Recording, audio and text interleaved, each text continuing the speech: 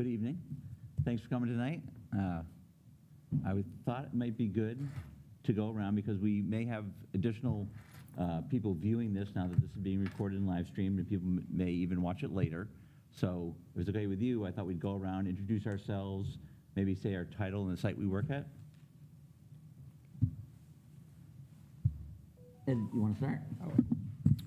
Ed LaRose, Principal, Wikiwachi High School. Steve Cronali, Executive Director, Support Operations. Lisa Braithwaite, Principal of Explorer K-8. Matt Goldrick, Director of Labor Relations and Professional Standards. Barbara Kidder, Assistant Superintendent for Support and Business Operations. Angelina Lamantia, Financial Analyst. Alexis Brown, Director of Human Resources. Joyce McIntyre, Chief Financial Officer. Caroline Mokler, Staff Counsel of the Hernando County School District.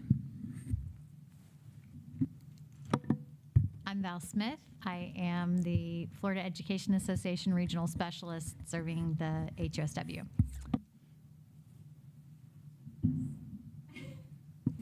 James Sloan, Paris, Spring Hill Elementary. Ron Ralph, I work at maintenance. Joe Pecora, Data Entry of Explorer K-8. Thomas Kelly, President of HUSW. So if it's okay with you guys, I wanted to just start by sharing this slide that kind of summarizes some of the stuff that we've done so far.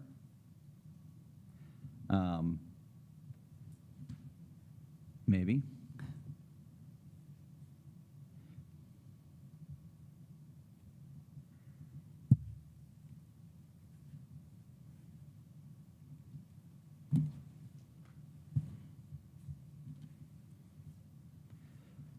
So I think some of you have seen this chart before.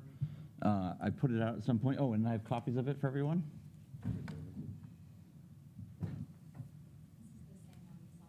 Yeah, same one you saw before. I know that when I put out one for our talks with the teachers last week, some of your members did ask for this. So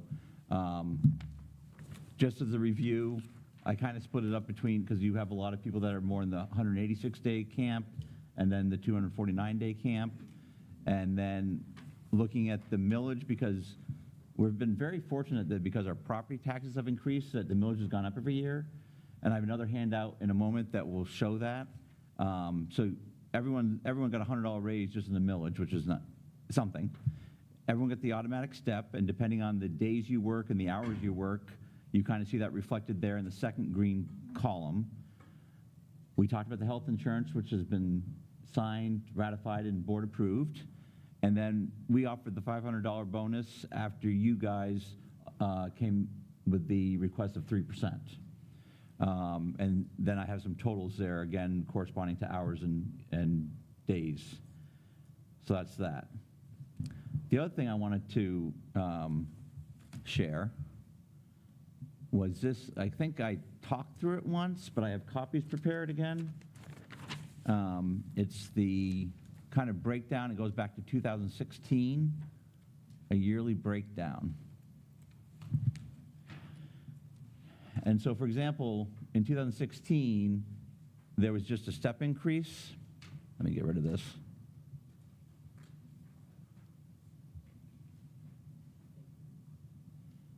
And then in 17-18, you had a COLA with a step.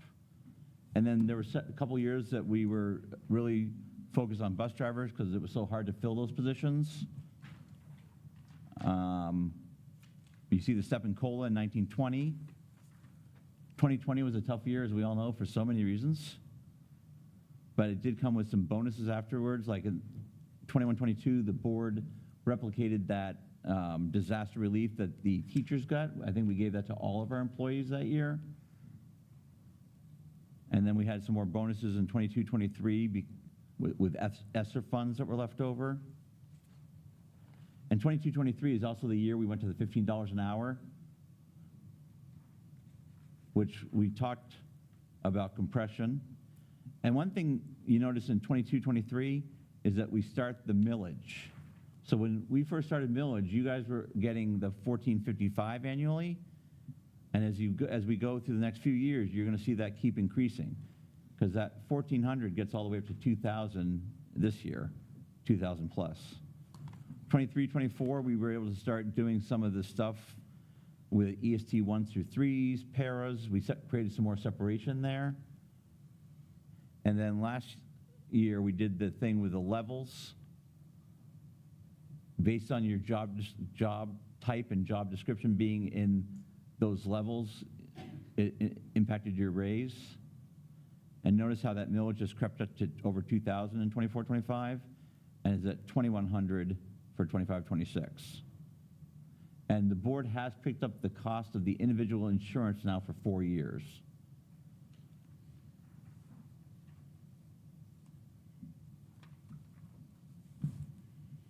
So I just thought it was good to introduce ourselves and review those things. I know you guys have some proposals. Did you want to start? I'm going to have to get used to the whole mic thing, so Yeah. be patient, please. Sorry. Yeah, so the current proposal from the board is a $500 bonus. Who pays the taxes on the $500? Well, I'm not sure what your question is, because the same person always pays taxes in terms of payroll. On a bonus? Okay, let me ask very directly. If we agree to a $500 bonus, will members receive a $500 check, or will they have taxes taken out of it, which will reduce that $500 amount? Correct. And how much are the taxes that the individual would be expected to pay on a $500 bonus? Do you know off the top of your head? 22%. It's 22%, yeah. Right. Yeah, it depends what your filing is, because how you fill out your W-4, right?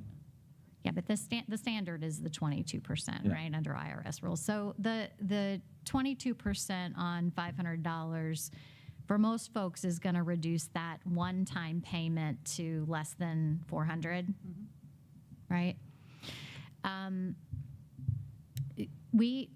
We've surveyed, right? And we shared this when we came to the table originally to respond.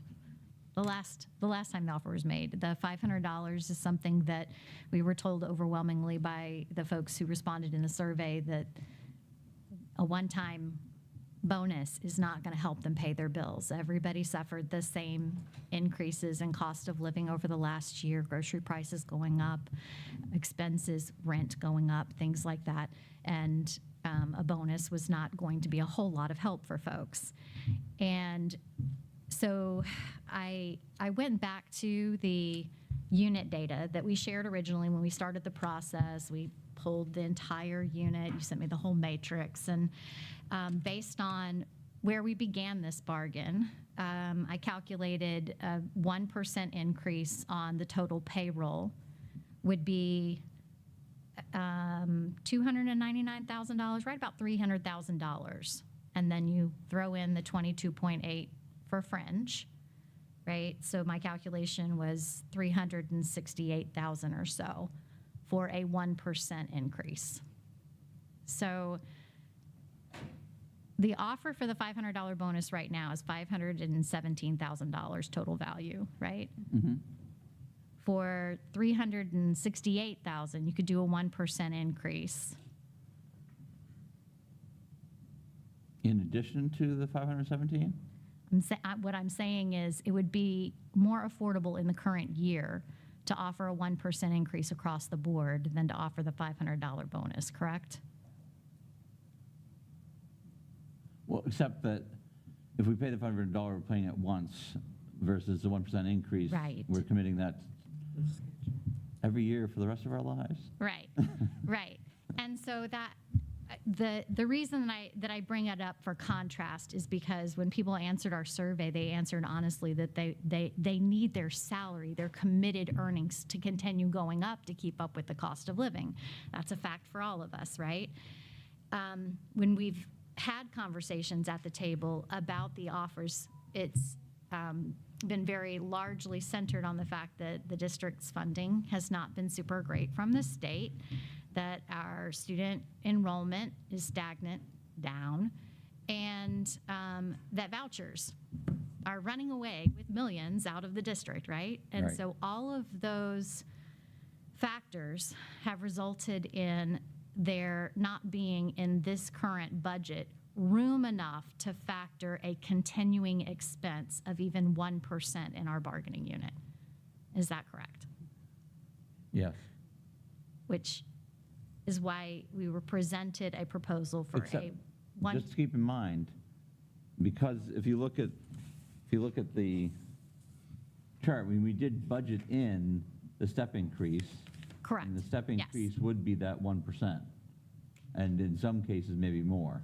Right, so so the additional 1% would be the equivalent of an overall 2% increase on the compensation piece, right? Right.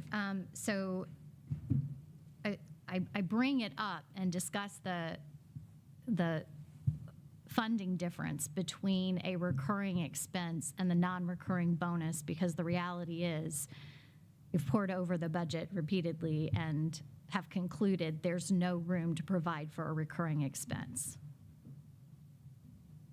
Yes, that's ultimately why we received the offer the way we did. Correct? Correct. Yes.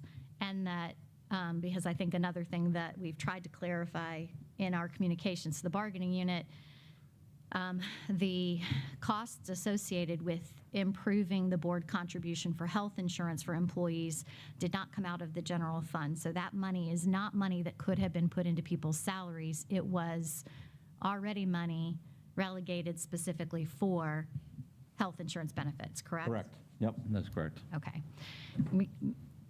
I'll just say there have been questions about why then would we agree to, create an increase in the board contribution if that could go into people's paychecks, because there are more people who maybe don't take district insurance, right? So they're not seeing the full value of that $710 increase. If I don't take the district insurance, that $710 is nothing to me, right? And on the whole, I think that we recognize that times are tight, but we also know that in Citrus County, just north of us, they were able to complete their bargain this year with a 1% increase on top of their step. And so I have to ask if there's room to discuss, has there been any change in the budget? Is there any wiggle room to look at an increase that could be recurring? Question mark.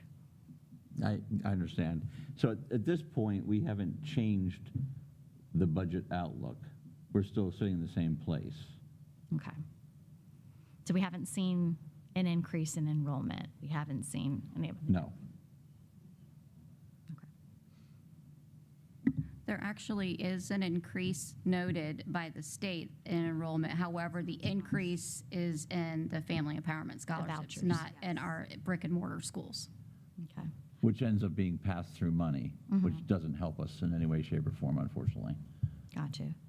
So when do we, I know that we are expecting, as the state reviews enrollment numbers with each FTE window, the possibility of recalculation and potential clawbacks. Well, we have that FTE window next week, right? Yeah. Okay. Survey 3? Yeah, survey 3 is next week. And where are we in our estimate compared to where we started this year on enrollment? So it depends on what data point you're looking at when you're talking enrollment. So you could be looking at Survey 3 from last year compared to projections, which we were down. If you're looking at this time last year to today, we're down.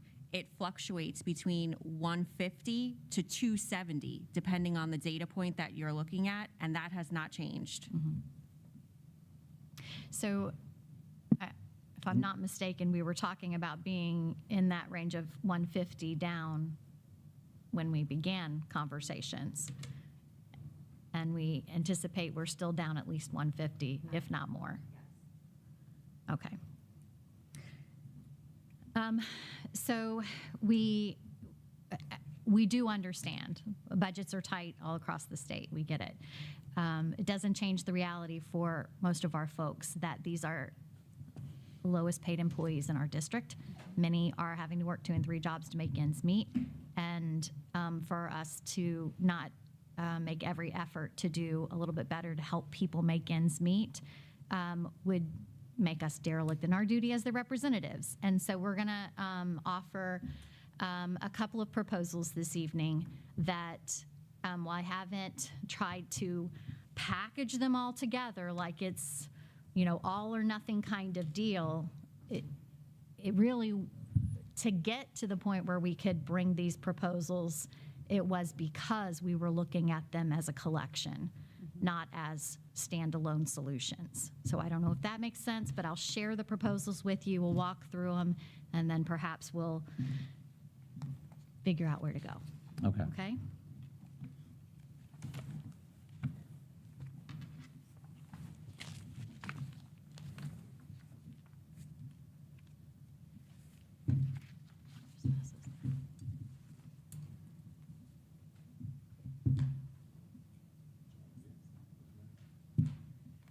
Maybe we'll do one at a time.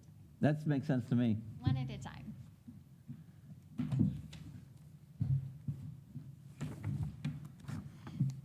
gave away my copy. That was smart. So we are responding on the district's proposal for a non-recurring $500 supplement, or not supplement, I apologize, bonus. Let me use the correct word. I don't want to misconstrue and confuse people. Our response is to request that we reach parity with the bonus that has been offered to the teachers unit, with the rationale that all employees in this district have experienced the same sort of economic swing and change in this past year, that a bonus is not in fact a raise that is tied in a particular fashion to performance or level of contribution, but it's rather almost like a retainer, loyalty, thanks for being here, please don't leave, we'll look to do better next year kind of offer. And so we're asking for $700. And the logic for us is at $700, people might go home with $500 in their pocket once they've paid the taxes, right? And so we estimate total cost of the proposal would be $723,800. We understand it would be taxed as a bonus and is not eligible to be reported under FRS, so it does not count towards retirement. And we are also asking to include a provision that should we discover we have 800 more kids next week than we thought, we come back to the table to review compensation. Any questions? No, Okay. it's very straightforward. Okay. Pass that down. Keep one for me.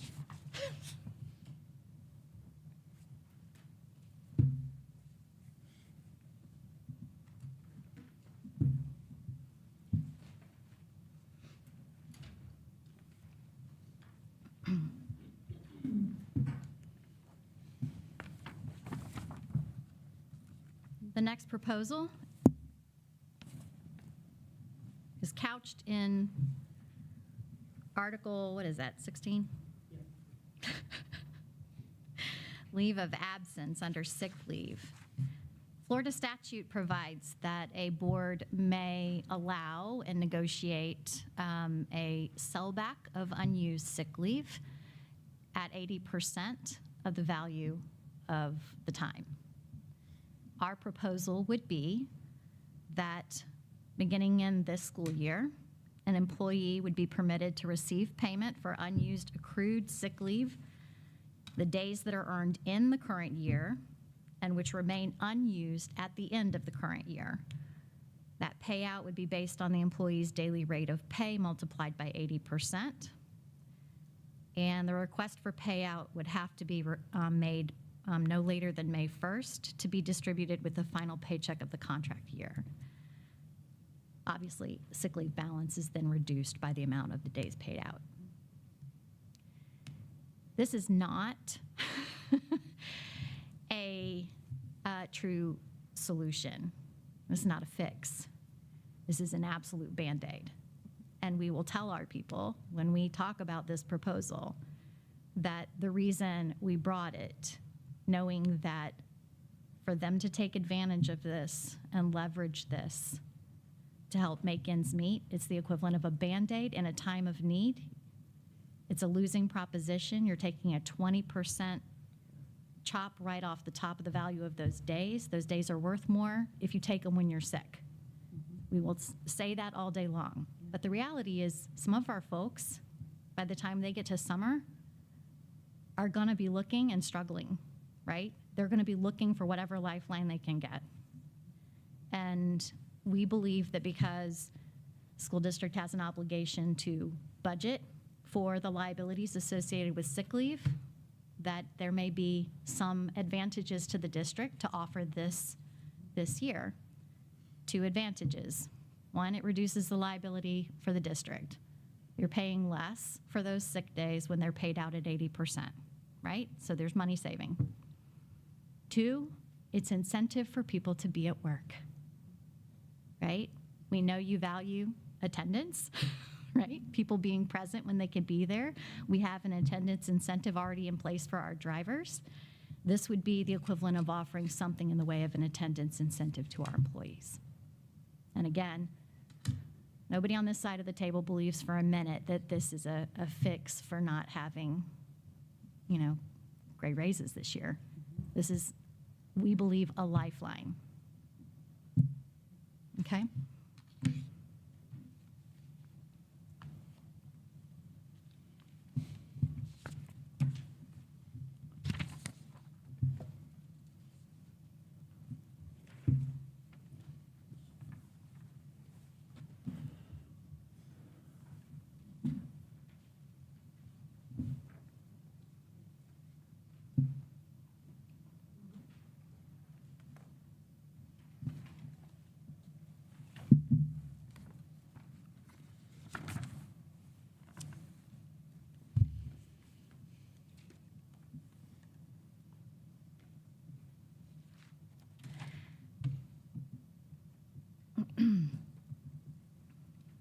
Our third proposal is for Article 10, days and hours of work and premium pay.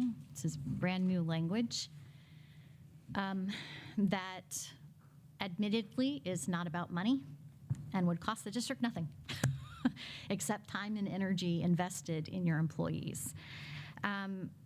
We recognize, particularly for employees that work day in, day out directly with our kids, that they have tough jobs, right? And that managing student behaviors and providing appropriate assistance to teachers in the classroom, dealing with discipline matters when things escalate, sometimes fall on our employees. And our students certainly fare better, and our staff fare better when our staff are well trained. And so what we are asking is that we encourage professional growth and development of the workforce, that employees who work directly with students be provided ongoing opportunities to participate in voluntary professional learning during non-student contact hours on early release days. Had a number of conversations with paraprofessionals and other folks across campuses in the district, and they often ask, where's the quality professional learning for us? Sometimes they're relegated to busy work in a classroom while the teachers are doing things that are a little more meaningful. It would help them feel more as part of the team if they were training side by side with the teachers, and if they had specialized training set up just for them, it would make them feel all the more valued, right? We are also asking that any employee who works directly with students and specifically requests training in classroom management, de-escalation, and other behavioral strategies be provided time and opportunity during their regularly scheduled work hours to participate in such trainings within 30 days of the request. And for us, that's simply a matter of, if I recognize that I'm struggling with this kid and I need some tools, that getting those tools to them sooner is better, right? And we do believe that this is a proposal that could be implemented with no cost, using existing staff that we have available in PD. And just a side note on that one, because we've gotten a lot of comments on this, is they're only offered, paraprofessionals are offered one time a year.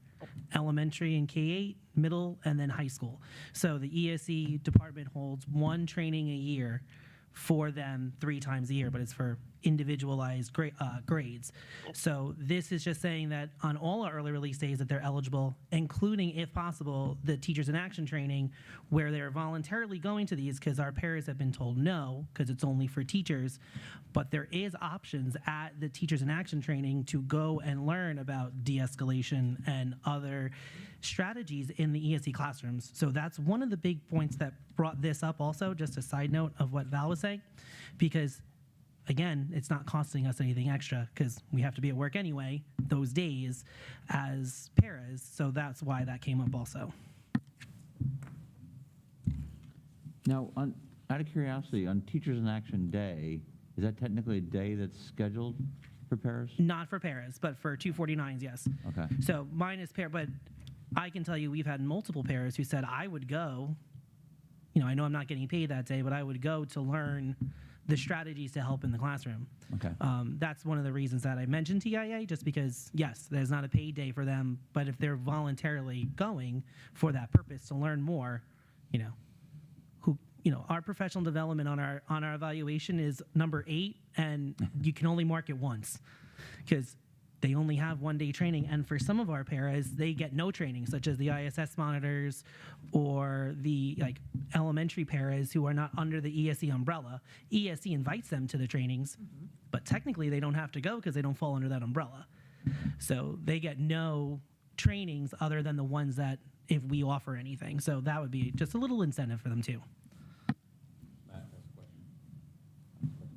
Just for clarity on the 30 days of the request, is that tying 2 half-days or just that has nothing to do with half-days? That's just anywhere It within would 30 be days? anywhere within the 30 Okay. days. So if you could arrange it for, let's say you have a one-on-one para working with a student who has special needs and they may need time to sit with somebody from the ESC department and look through for specific trigger behaviors, how to respond, and kind of train directly on that individual student's needs, that could be arranged with on campus, half day, a period or 2 they're pulled out so that they can work on it. The idea is just, we don't want there to be a request for help and support that benefits kids and then have that person struggle until some day way down the road has been planned for everybody. No, I totally understand that. You guys know as well. I just wanted to point it out because obviously past February, we're done with half-days until the ones at the end of the semester. So I just wanted to make sure there was clarity there. That's all. Yeah, so a large part of the reason that that's a second request there is because we know that those needs are year-long. Thank you. Yeah. Okay. Yeah.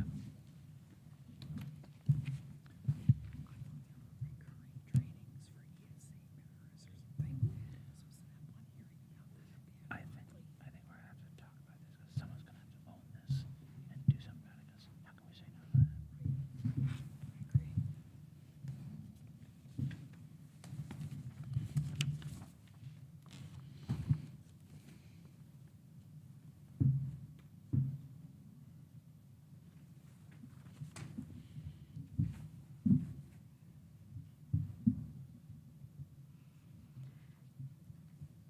Okay, and our final proposal for this evening, we're revisiting bereavement leave. We just ratified a clarification in the language to identify it as paid time.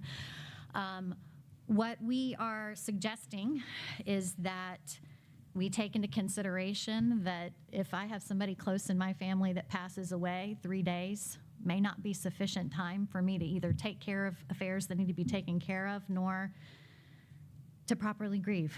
And so we are asking for the bereavement to be extended to up to 5 days, and that it be offered per occurrence. Because I don't know if you've had this scenario play out at any of your schools before, but we know that as often happens with older parents, one passes and not too long thereafter, the other passes, right? So rather than cap 3 days in a year, because you can't control when your parents might pass, you can't control when those things happen, that we acknowledge the compassionate thing to do is to offer appropriate days of paid leave time during grief for each occurrence. So our proposal would be 5 days per occurrence. Do you have any sense from your members, because people have sick days and have personal days, and we certainly, if any administrator called me and said, hey, can they use a sick day because of bereavement, I would certainly say yes, because there obviously can be some mental health and everything else components to what people are experiencing, right? So people have sick time, even vacation time for some people, that builds up. And so I just want to make sure people realize, just because we have bereavement days doesn't mean they can only use bereavement days when they have bereavement situations. No, that's understood. Yeah. And in fairness, and to acknowledge, I know for a fact there are districts that offer no bereavement. If you have a death in your family, it must come from your sick leave or your paid time off, right? What we're hoping we can do is demonstrate that with this agreement, it's not something that is going to impact everybody every single year. Right. People will go many, many, many, many years and never use this language. But it's an extension of compassion and understanding for the employees. It's an acknowledgement that your life circumstances are a priority, and we are allowing for that. It's a symbolic of work-life balance, and it's a way to demonstrate dignity for the employees that are investing in the county. We don't imagine that it's going to amount to an excessive expense on the district's part, but we do feel like it's a nod in the direction of taking care of our people.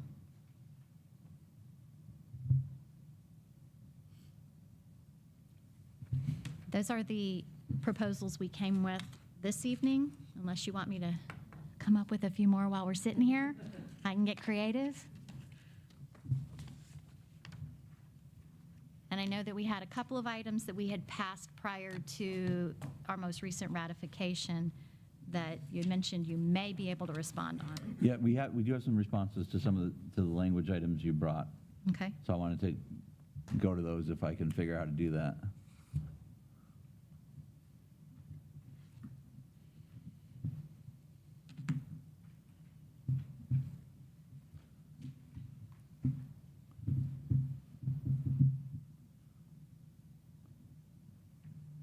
So one of them is employee school choice, because we've talked about it, we keep talking about it, but we figured we'd just put the sentence in we keep talking about. Yeah. And so really, it's basically the same language we talked about before. We're just putting in, please refer to, this does not apply to entrance at magnet schools, and,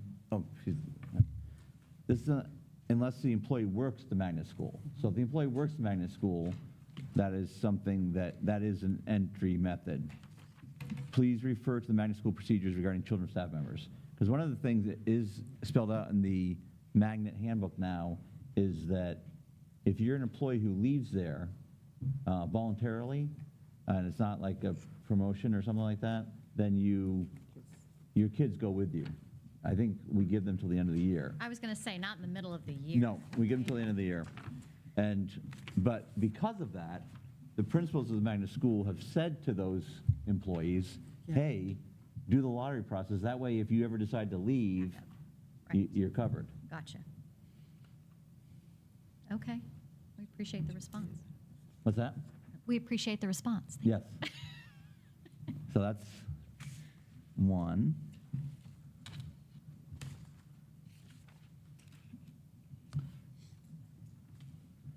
The other thing is, oh, sorry, thank you. Appointments. Okay, so this is the language about appointment, discipline, and discharge, Article 7. And our response is that we agree with you that the right to representation probably better lives here, Okay. but we don't want, we have a system that works for us in terms of the 3 years, and so we're not willing to change that at this time, or we don't want to change that at this time.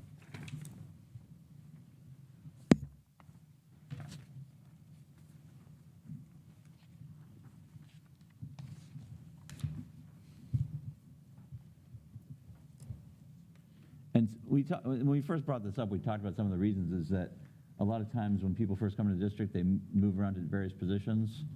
So it could very well be that people are in their third year, but they're on their third position, if that makes sense. And even when we had things like continuing contracts for other employment units, they had to be within the district for a prerequisite number of years before they obtained that continuing contract, which is similar to the reappointment process for non-instructional. Yeah, I believe that was created in statute for instructional. It does not exist in statute for non-instructional.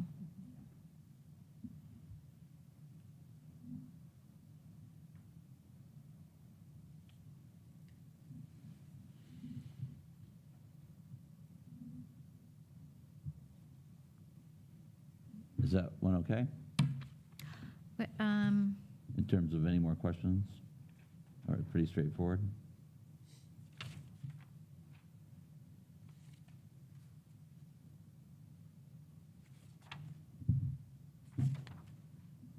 I can make sense of it. Okay. It's a juggled order from our proposal, but that's okay. I can make sense of it. And then, therefore, if you did sign this, because we want to get the right to representation in this area, which you suggested, then we can go back to this one,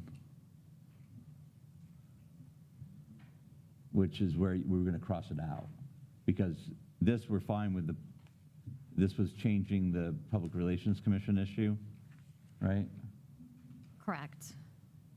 Oh, no, excuse me, this is the No. bargaining unit data. We confirmed that we can do this, that we give this to you. So we can sign this one, but we don't want to sign this and not give you a right to representation without signing the other one. Moving it, yes, Yeah. I understand.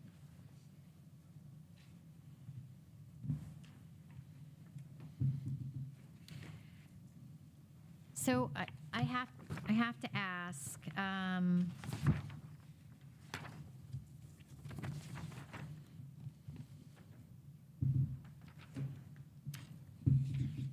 you've included the language on right to representation,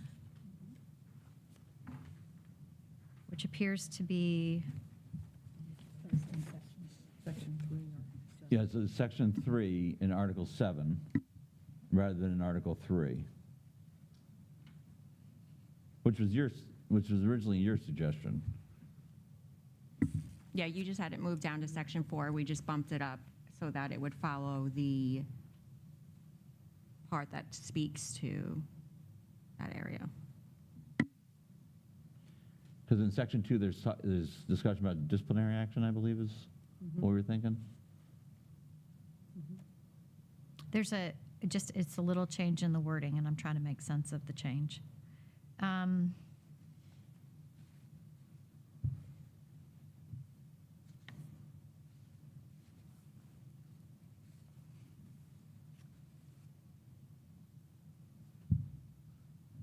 think one thing, I mean, you can speak to this, Alexis, but I think one thing is that you guys are using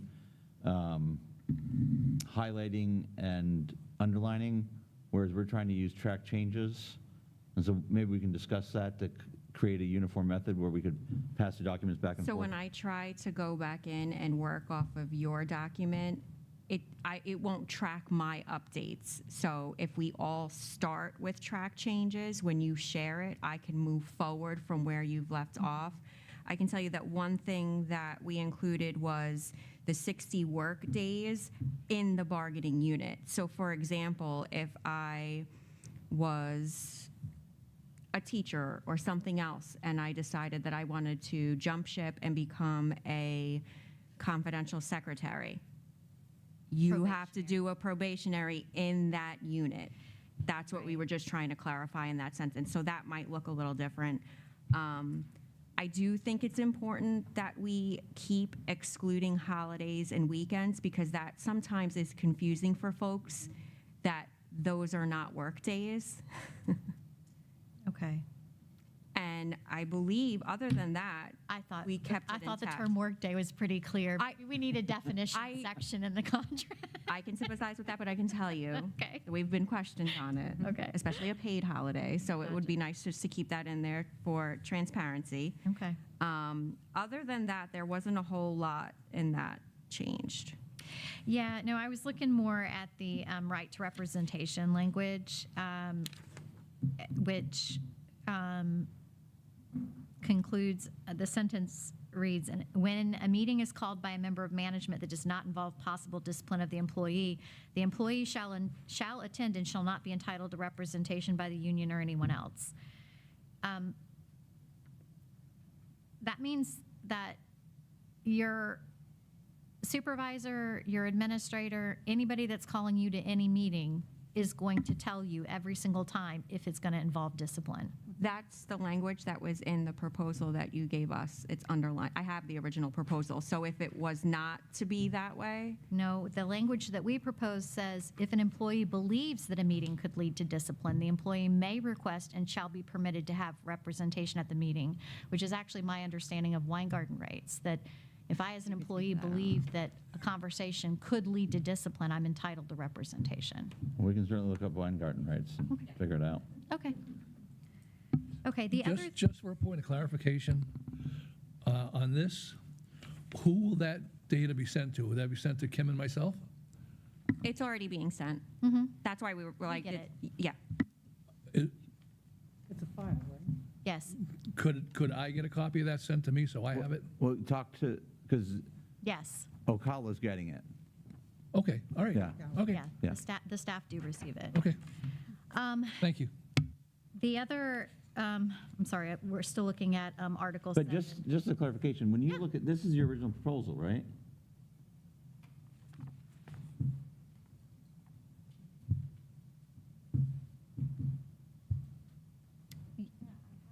This is the original language from the contract with our proposal for the data to be placed But that- where this- right to represent. Can this I is- show you This the is where, original? this is where we got the language here. 'Cause that's what was crossed out Yeah, here. well, it came from the contract. Okay. But we changed it on 11/18. That's the one that I'm missing, because I have the 9.3. Okay, so and I it was have- the same language, so I'll share this with you. So I really did copy it word for word, Okay. but if Yeah, it was that's updated what on I- 11, Yes. I don't think I was, Just so you so know. I need a copy of So it. I have the 11/18. Hey, we can switch. Yeah, yeah. So that was my my question on the right to representation, clarification of that. The other piece is that discipline and discharge language exists else. You're leaving it in the regular and full-time employee section rather than like for clarification of the distinction of discipline and discharge as being applicable to potentially anyone, not just regular and, the regular and full-time employees. Part-time employees may be subject to discipline and discharge as well, correct? My suggestion in the proposal on November 18th was that reference to an expectation for discipline and discharge be defined in a separate section. So when the discipline of a staff member becomes necessary, this standard shall be just cause. Such action shall be in proportion to the employee's offense or misconduct, consistent with appropriate procedural substantive due process law and/or specific provisions of the agreement. Management shall have 10 working days as defined in Article 7 to initiate any action against an employee could lead to discipline or discharge, and the 10-day limit starts when management learns of any cause which may be subject to disciplinary action. So I think a lot of the rationale for the reordering that we presented on November 18th was to clarify that piece specifically, that discipline and discharge is applicable to all employees, probationary, full-time, annual contract, doesn't matter where you are, if you finished your 3 years and you're whatever. Discipline and discharge could be applicable to anyone, right? Absolutely. So by pulling that piece out, do you have the one from the 18th? Why don't you give it to me? Yeah, I have copies now. We can probably look at it when we caucus and. I think that Yeah. in terms of like being able to order it so that that section of the contract is really clean for people to interpret, makes a little bit of good sense. Okay. Okay? All right. And you're sure you don't want to adjust in any way the requirement for 3 full years before somebody earns a continuing contract? Yes. Yeah. 2.5 years, 2 years, 2 3/4 years. No? Okay. Did you have something, Tom? I just wanted to take it back just to the whole bonus thing. I mean, we can all do the math, but on a $500 bonus, our members would be taking home $390. At $700, they would be taking home $546, which is a little bit more palatable if they see it's over $500. If they see it's, $390, just, in your mind, you're not gonna like that. They're gonna be unhappy.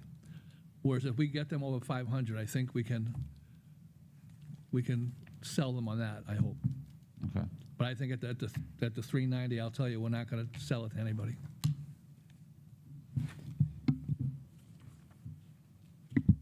I was thinking I'd take it. Electronic version. Word, yes. Is this an appropriate time to give you a chance to look at some things we presented, give us a chance to look at some things and come back?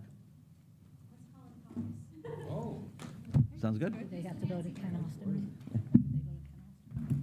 They text Yeah. us when they're. Yes, I reserved the Ken Austin room for you. So, yeah.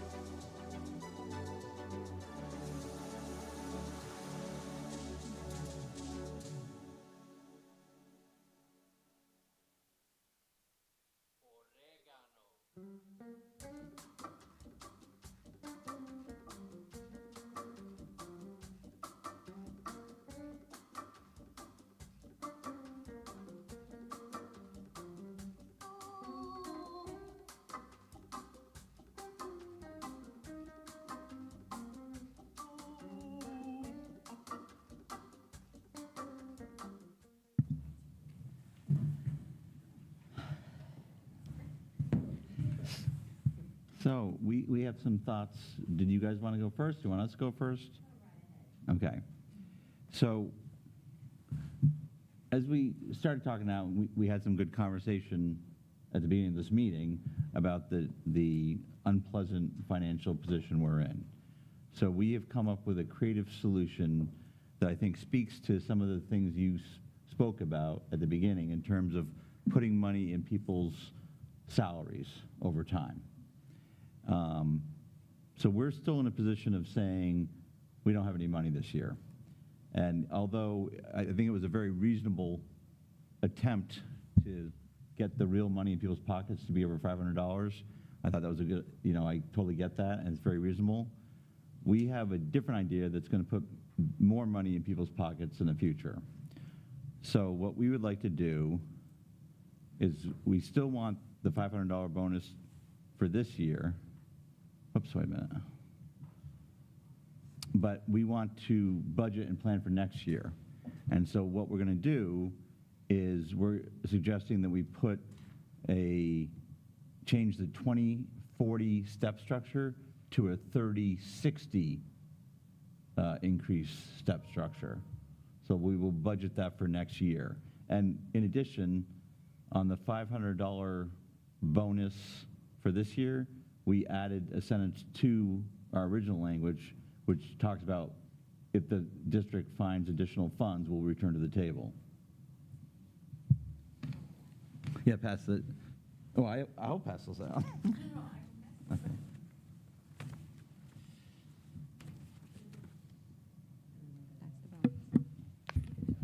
Sorry, thanks for the reminder.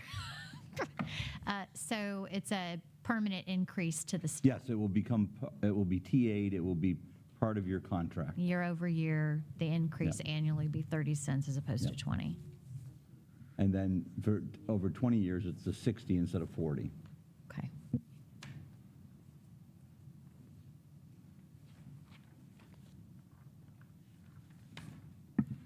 One quick question is where we said that this pot of money for the 500, where is it coming from? We identified some money that was in an assigned fund that we removed from the assigned fund and put back in the general fund to come up with these bonuses.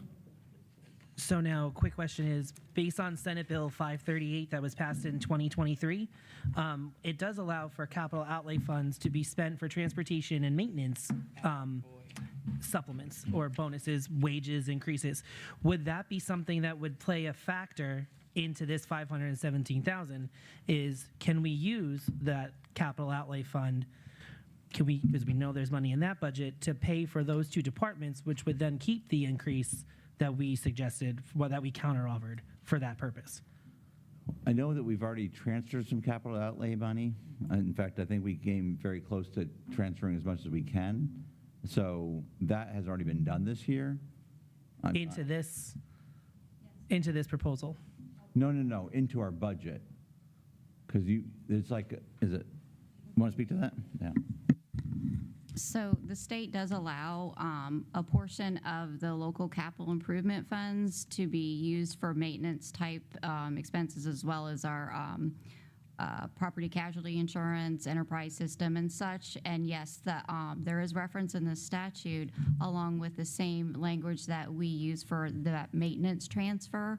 So it's at $200 per FTE is the allowable amount of the total revenue that we can use. And I think the total revenue is around 5 million something. I don't have it off the top of my head, but we've pretty much maxed out that amount this year to transfer for maintenance type expenditures that were allowable. We had to do that in order to balance the budget because our budget was so short. However, that does take funds away from local capital improvement that projects that we use as well. You know, we are still collecting money from half cent, and we are short still with the impact fees, but that LCI money, that actually pays our debt service as well.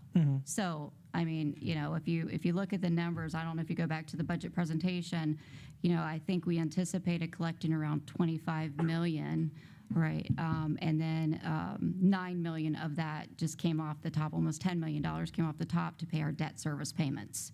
So it doesn't really leave a whole lot, but then our maximum amount to transfer is around 5.7 or 5 something, and if you need the exact number, I can get that to you. And we transfer around 4 million something.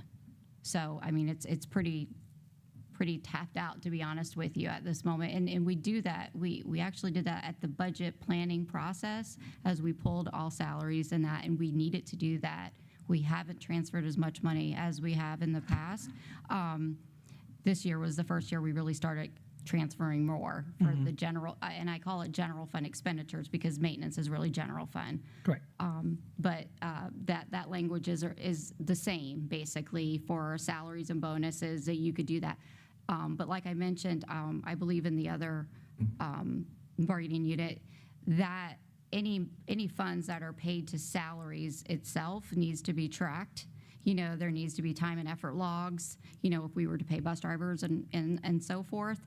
And truthfully, the state does not give us the revenue to actually offset the appropriations for transportation as it is. Do you know what I'm saying? Yes. So general fund is already supplementing pretty much, I want to say, more than half of that. So, but like I said, you know, we've almost maximized our transfer as it is for this budget year. So I'm just going to really quickly just go over that. When that bill went into effect and it's allowing bonuses or supplements to be paid out of that capital outlay funds for transportation and maintenance workers only, would that be something that we can look forward to or look at for next year to look at? This is not going to pay their salary. This is just going to do the bonus pay that we could give to our people, specifically two of our largest departments that would take a chunk out of that other pot. So I think that's just something that, you know, not all of us remember, that it's there still. Okay. I think that's my one question. That would just be, when you do the budgeting for next year, we want to go ahead and do something like that. We can look at those funds to see if we can pay the bonus. What if we do a bonus next year, whatever the case may be, to lower this amount that's coming out of that general fund number. Well, when this was first brought up, you know, as far as a reference to the change in the statute, I did do some research on it and wasn't able to find the specific language that you guys are referring as far as the bonus piece of it.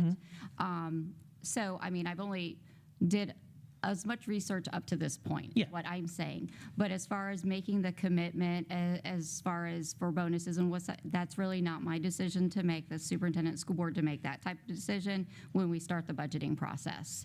But again, priorities as far as for the funds, the LCI funds, which is local capital improvement funds, are, you know, first debt service, you know, and then those higher ticket items such as property casualty. So even if we were to not pay the property casualty and apply it towards, the property casualty is still going to come out of the general fund. Do you see what I'm saying? Yes. So it's still going to, you know, come out in the end. But again, that's not something at my discretion to make that decision. Okay. Thank you.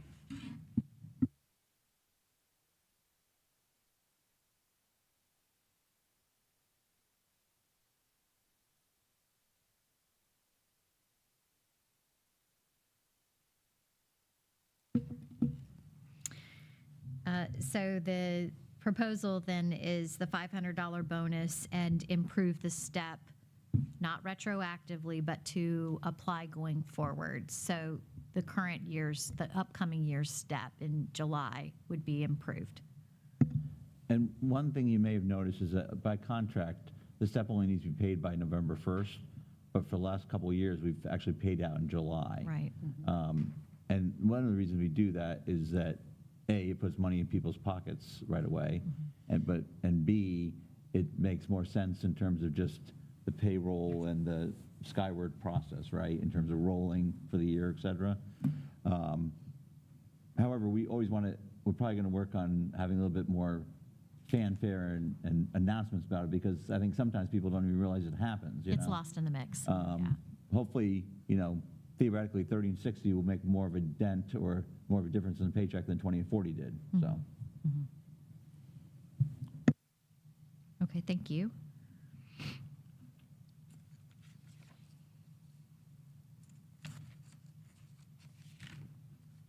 Did you have anything else on any of the other proposals? Okay. So, first of all,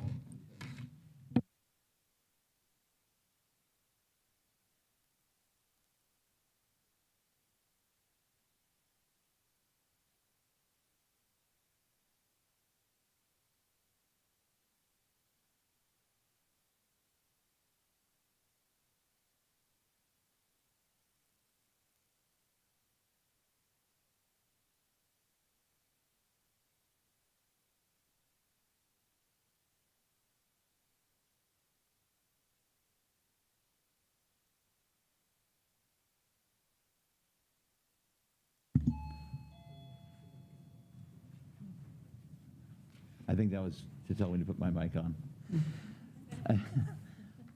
One thing we did, I do want to mention that we tweaked, was in terms of the section here at the top under A, you see where it says employees shall be notified in writing by no later than 2 weeks, 10 work days before the end of the current contract year. Because I think you guys had some language about May, and the problem is that if someone's contract is May 30th or June 2nd, that makes a lot of sense. But when their contract ends June 30th, it makes less sense. So that's why we thought we'd go with just work backwards from whatever that end date is for that contract.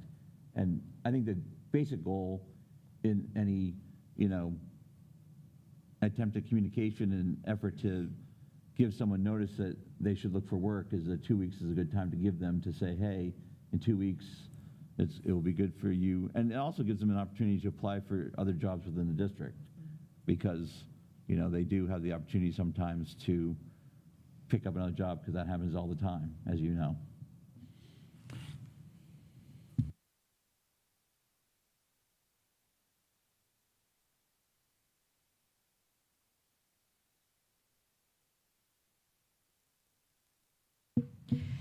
Can I just, and I'm not sure that I pointed this out before, because when we went back and caucused, I noticed when we, no, I see it. I got it. Sorry.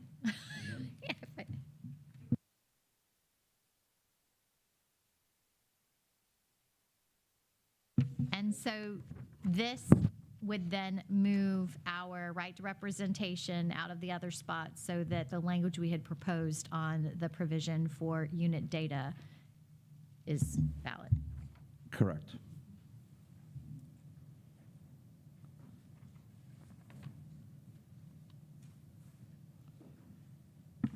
And so, bereavement, I want to talk about. We understand the sentiment. We're not ready to sign that tonight, but we're ready to investigate it more and look at it, and maybe, you know, at some point, maybe a starting point will be moving the days for one time for the year, as opposed to, because the occurrence could, I understand why, but it is a budgetary issue, you know what I mean? So, the other thing is, I think the sick days will probably take a little bit more research, and I think that there'd have to be some consideration for how much time people need to leave in their bank in order to be whole for next year in case something happens.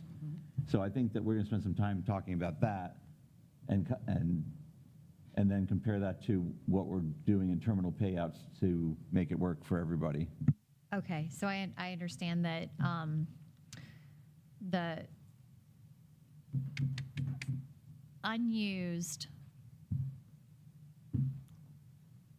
sick leave accrued during the current year, we proposed a payout of any that remained unused at the end of the year may result in folks beginning the next year with only the 4 days they start the year with, which may, okay, so that may be a consideration.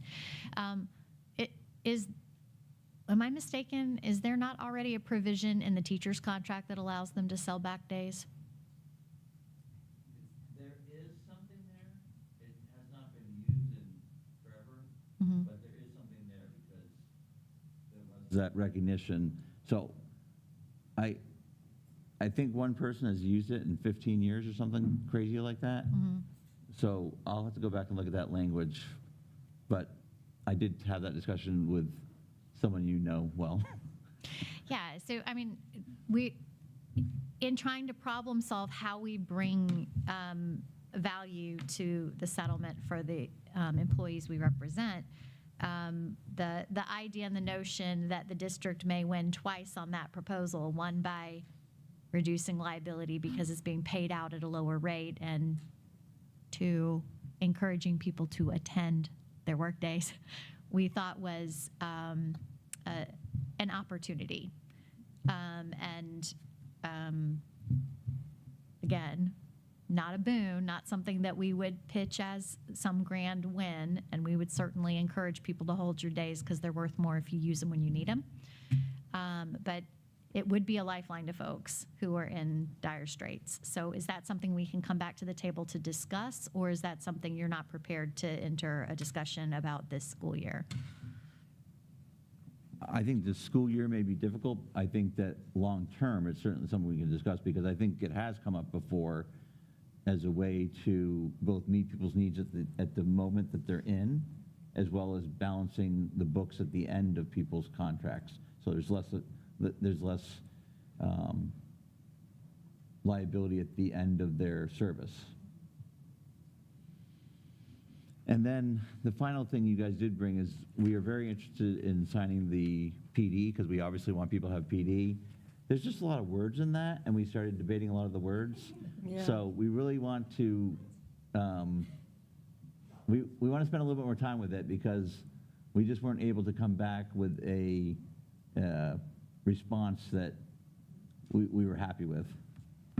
Okay, it wasn't a lot of words to try to be tricky. There's no. No, I there's understand that. Yeah. Not try to be, obscure the idea. No. The idea really genuinely is we want staff who work with students to be adequately prepared to address student needs, right? And that should be something that we should be able to do on compensated time, and it should be delivered in a timely manner. And it would uplift our workers as a whole to know that just as we are investing half days in professional development and learning for our instructional staff, we want to invest in our non-instructional staff as well. So, and I did want to point out a clarification in case that got lost in all those words. When we talked about folks who work directly with students, we did intend for that to apply to folks in transportation. Okay. We absolutely intend for folks who have students in a confined moving vehicle who sometimes become disruptive or unruly to have access to training as well. So when you're looking at verbiage. I think that's a very good clarification because we were talking, because you mentioned, I think Joe mentioned 249, but there's really no 249, so it would be applicable. Right, because we don't get training as clerical and EST staff. So there's no PD for us. So like, for instance, the teacher in action training, we're sitting at the school while the teachers are at the training. No, right.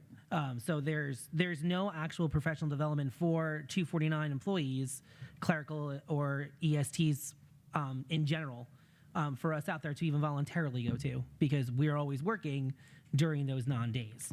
So that's why it even comes up that way, that if I have a secretary that wants to go because maybe she wants to be a parent next year, you never know, or they want to learn because the child's throwing a fit in the front office and there's no one available to help control that child, they at least can learn some techniques to help de-escalate that child. So that's why I mentioned it that way. Okay. But just for clarification, for the purpose of this proposal, we are talking about mainly paras and bus drivers, people that directly work with students. Yes. Okay. But I completely agree that everyone in an organization should get training. And I know that there has been an effort on some of the front-facing public staff to provide some training. And I know the superintendent's committed to that.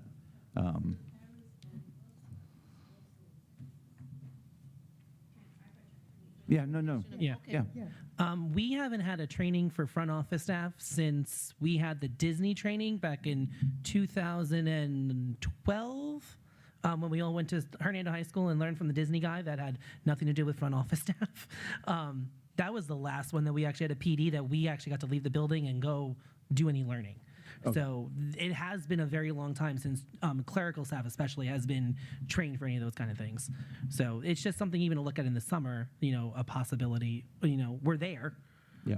So it's just something to think about. Yeah, and I completely agree. I'm just separating this proposal is more Yes. focused on the student-facing, but Yeah, again, no, I we get what you're want saying. training for everybody. Yes. And everyone should be able to start their job with some support in what that job is. Right. So we are very committed to that, and we'll keep working on it. And I have a quick question regarding, since we're going back to the proposal that you have on the board right now, for Section 5, the right to representation, you guys still added in there when a meeting is called by a member of management that does not involve possible discipline action, and then you added a sentence, if the employee reasonably believes that the meeting could lead to discipline, the employee may request that.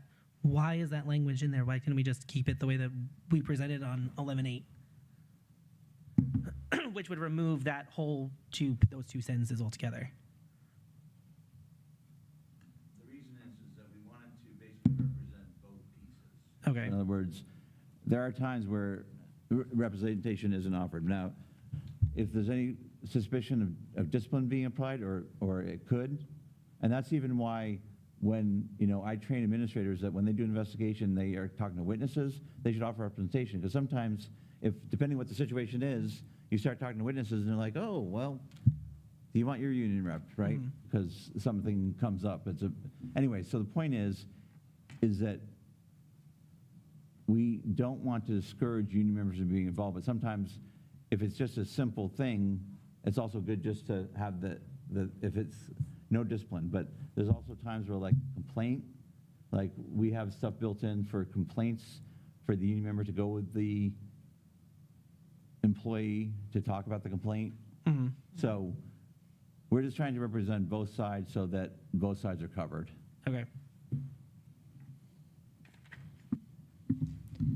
And I will say, I think we're definitely good with the employee school choice language. I think we take care of that one tonight. And I don't know how late y'all want to go, but if you can give us some time to caucus about these items, we may be able to sign a couple more.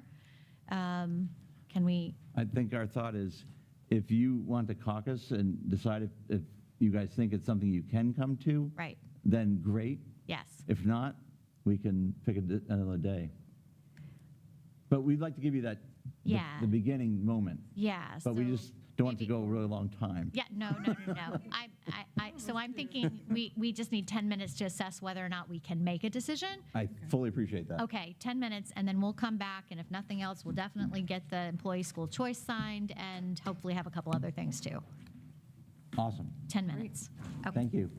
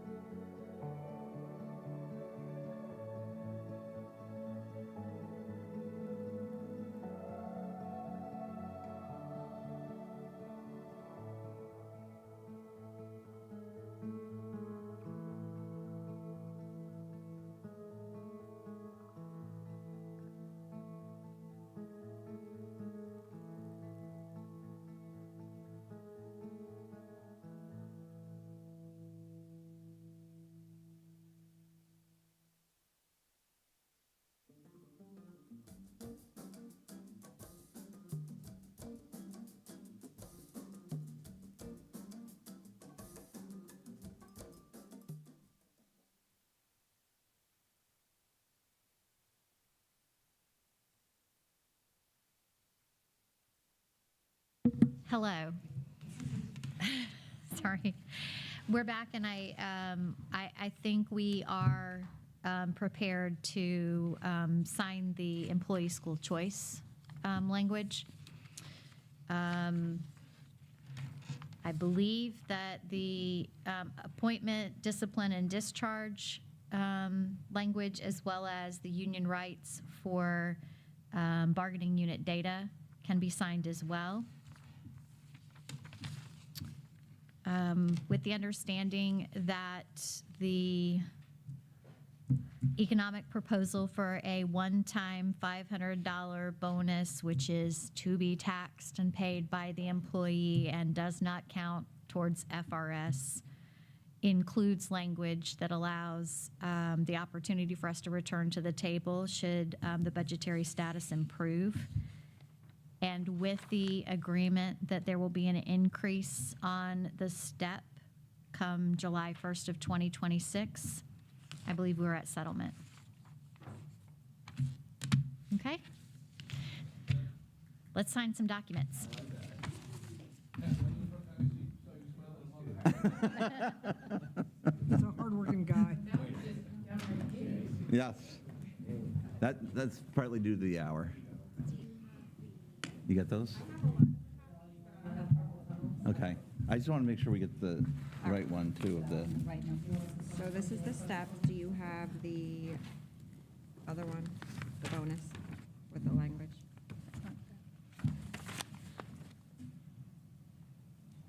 I definitely have it on the screen. I don't...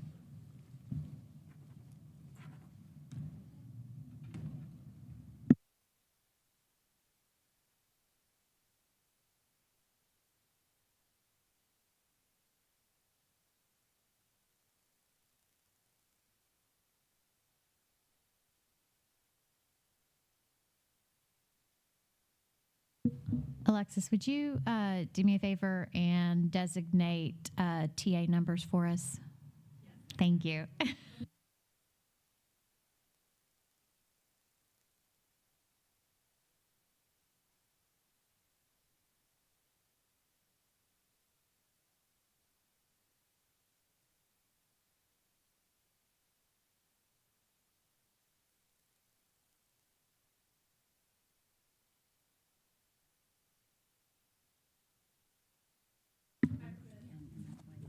Let me just open it up real quick.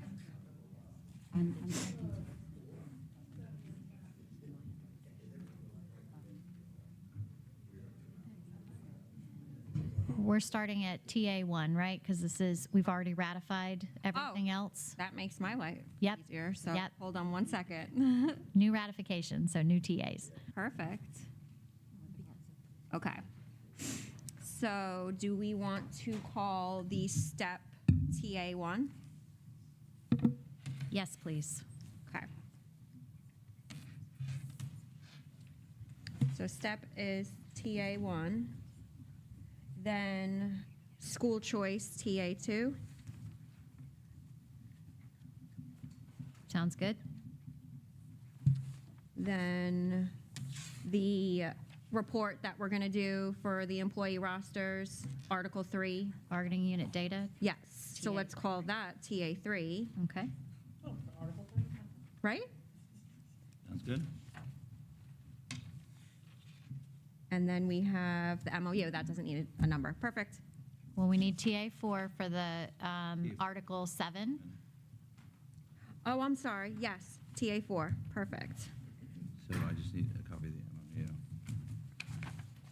Do you Thank you. have 2 copies of the MOU that we passed out? You have yours? Yeah. Does it have the lines on the bottom? Sign this.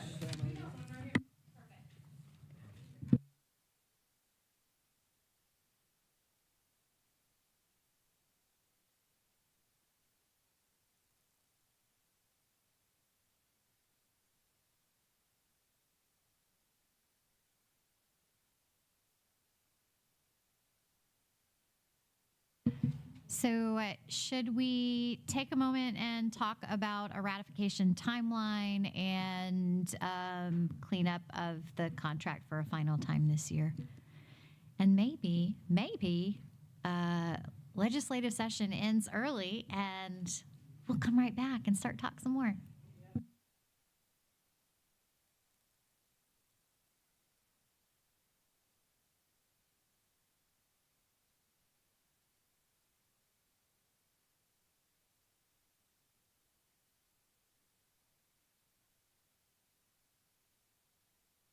When's the February board meeting? It would be the March one, right? Which is also the 10th?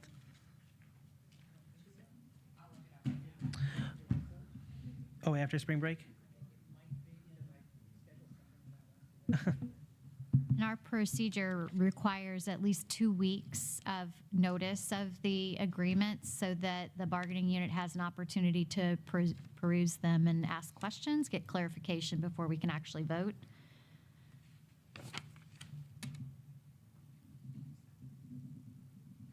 They're letting us know.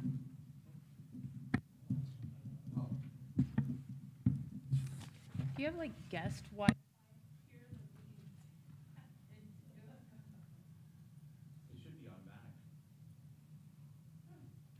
Because there's no password.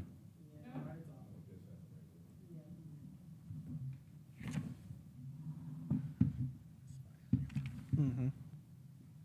They can look all they want. Is there, Yeah, just leave it alone. is the 16th of February a workday? No. It is not. So it would be March 24th.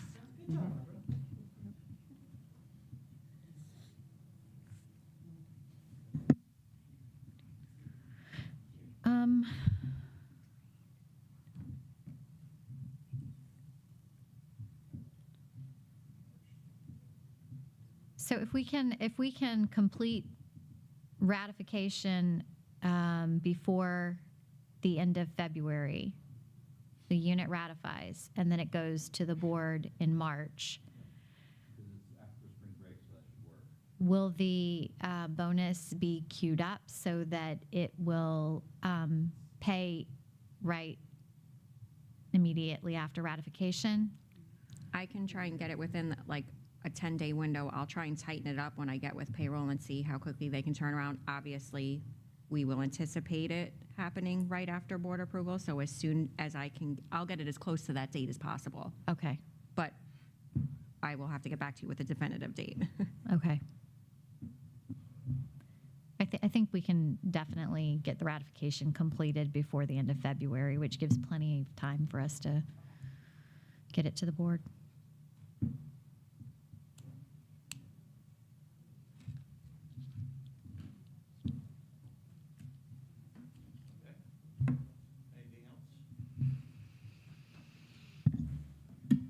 Nothing immediately, unless you want to go ahead and set appointments for spring to come back to the table and talk about things like the training, the idea Right. of training people, and I mean, I not think- for I this think- year's contract, but for next year's? Yeah, I think a lot of those things would flow into next year, so it makes some Yeah. sense in April, May, Okay. Late April? Late April? Yep. Well, better to go ahead and lock in a day if we think we want, because So who the knows May- what's going to happen. When's the April board meeting? Is that the 14th? Yes. It is the See, Miss 14th and Kidder's the got it. 28th. Your birthday. It's Barbara Kidder's birthday. I always know it's always a board meeting. There's 2 that month. Is it the 14th and the 28th, Alexis? Yes. Yes, it's the 14th, 28th. Could we do the 21st? Would that be a? Do you guys like Tuesday? So honestly, Wednesdays are like a pretty consistently better day for us. That's what I thought, yeah. Yeah, The because 22nd then, maybe? Not after. April 22nd. When's the board meeting that day? It's not that week. It's the 14th and Yeah. 28th, right? Yeah. The 22nd would, I mean, for me right now, that's Administrative that. Professionals Day. Yay! We have to celebrate our administrative professionals. Boop, boop. Secretaries, clerical. You can come to bargaining. And I come to bargaining. You have a board meeting on your birthday. Yeah, so let's go ahead and block off the 22nd, and that way we can get started a little bit early for next year's contract. Hopefully, we don't find ourselves in Yep. I think it's a great April and idea. March ratifying next year. Same time, and we'll continue our live stream so that people can Right. be tuned in and fully informed about the conversations. Perfect. Sounds good. Okay, we will keep you apprised on our progress towards notifying the bargaining unit about the pending changes, get ratification completed, and report back to you before the March board meeting. And I'll get with payroll tomorrow, look over the schedules and try and tighten up that timeline. Okay, sounds good. Thank you. Thank you. No, we appreciate your problem solving. Thank you so much. Yeah.